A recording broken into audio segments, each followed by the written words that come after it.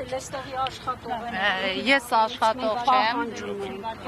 Ես մարզվող եմ, 17 թվից մարզվում եմ, ամեն ինչից շատ գոհ, շնորհակալ եմ։ Մի բան եմ ուզում հասկանամ, ինչ կապ ունի ակումբը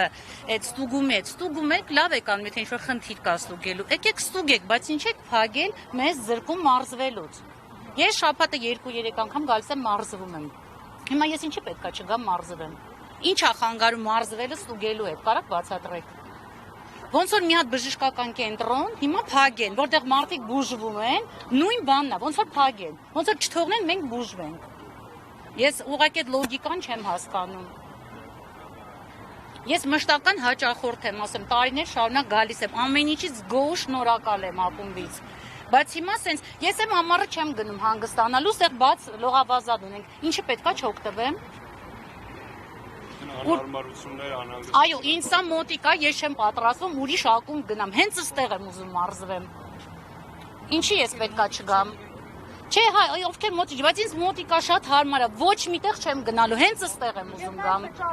Վճարել եմ, իմ վճարից հարկ են, չէ՞, մարդիկ մոտել։ Ուր է այդ ամեն ինչը։ Ես ումից պահանջեմ, ինչի ես չեմ գալիս հիմա պարապելու։ Ստուգում եք, լավ եք անում, ստուգեք, ինչքան ուզում եք։